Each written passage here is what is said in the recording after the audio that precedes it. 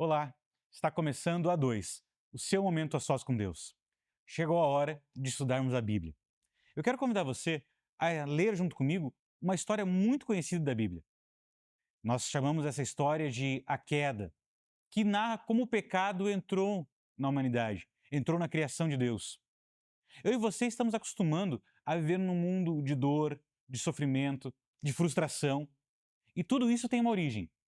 A Bíblia narra da seguinte maneira: Gênesis, capítulo 3, do verso 1 até o verso 5. Ali diz assim: Mas a serpente, mais sagaz que todos os animais selváticos que o Senhor Deus tinha feito, disse à mulher: É assim que Deus disse: Não comereis de toda a árvore do jardim? Respondeu-lhe a mulher: Do fruto das árvores do jardim podemos comer, mas do fruto da árvore que está no meio do jardim, disse Deus: Dele não comereis, nem tocareis nele, para que não morrais. Então a serpente disse à mulher: É certo que não morrereis, porque Deus sabe que no dia em que dele comerdes, se vos abrirão os olhos, e como Deus, sereis conhecedores do bem e do mal. Como eu disse, essa é uma história conhecida.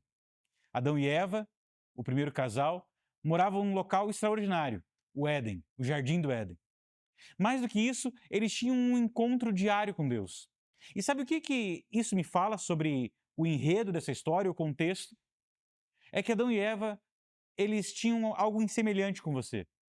Eles não apenas foram os primeiros humanos, eles também queriam ter contato com Deus. Como você quer ter.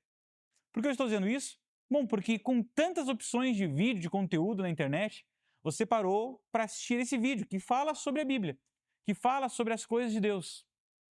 Acontece que, apesar de terem esse interesse, Adão e Eva não estavam imunes a dificuldades, a tentações. Como você também não está, como eu também não estou. A tentação começa, na história que nós lemos, quando Satanás, personificado numa serpente, começa a levantar alguns questionamentos sobre Deus. E ele usa três argumentos muito curiosos que, mesmo milênios depois, ele continua usando. Ele vai dizer que Deus ele é mentiroso, que Deus não é bom e que Deus não se interessava por Adão e Eva. Eu acho curioso que ele não diz para Eva que Deus não existia. E eu entendo por que ele fez isso. Naquele ambiente, era muito difícil argumentar que Deus era inexistente. Da mesma maneira, talvez você já tenha sentido que Deus, ele existe, porque já aconteceram coisas extraordinárias, você vê coisas fantásticas acontecendo, mas parece que quando a tentação vem, esse Deus que é extraordinário parece que não está presente. E a primeira mentira de Satanás é justamente essa, que Deus era um mentiroso. Veja, ele começa dizendo assim: é verdade que Deus disse que você não pode comer de nenhum fruto? Você percebe que ele está questionando a autoridade de Deus? Que Deus não pode ser seguido porque não é real, não é verdadeiro o que ele fala? Sabe que milênios se passaram, como eu disse, mas o argumento continua o mesmo.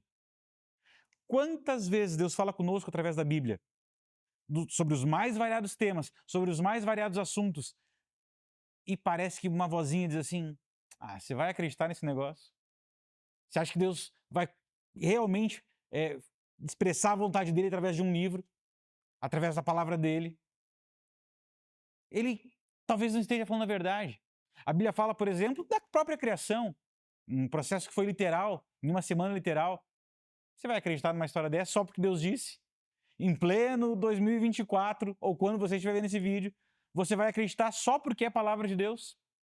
O primeiro argumento de Satanás foi esse. Deus, ele é mentiroso.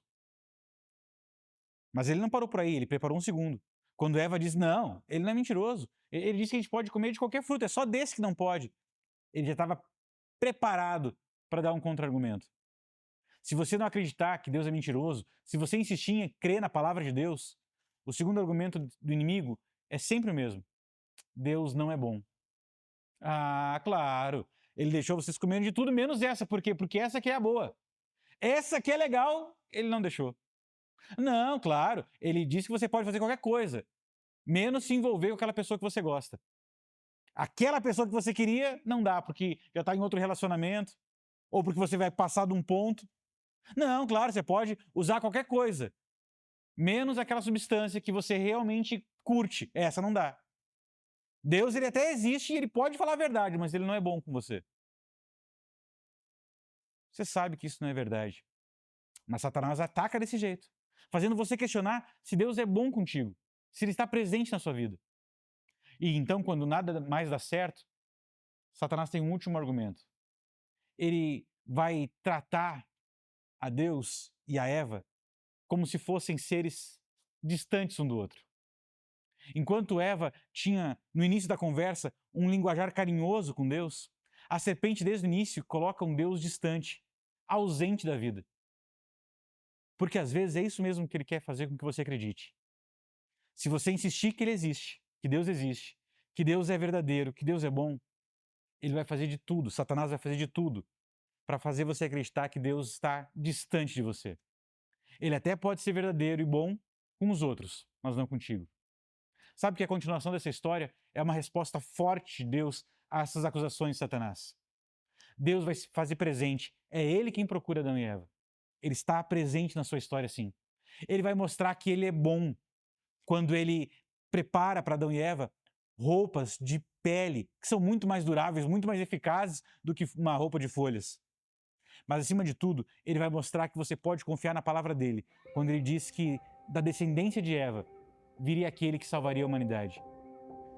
Jesus ter vindo, encarnado como um ser humano, vivido entre nós, morrido e ressuscitado, é a prova de que Deus faz qualquer coisa que for preciso para cumprir a sua palavra. Você pode confiar quando Ele promete.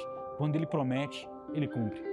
Meu desafio para você é que você procure, na sua caminhada com Deus, ter contato com a Bíblia, contato com a palavra de Deus. Aqui é a maneira como Ele escolheu falar conosco. Ela é verdadeira, boa e presente na sua história. Você pode procurar uma igreja, pode procurar alguém para estudar a Bíblia com você, mas não perca de vista essa verdade. Deus é real, bom e presente na sua vida. Um forte abraço, até a próxima.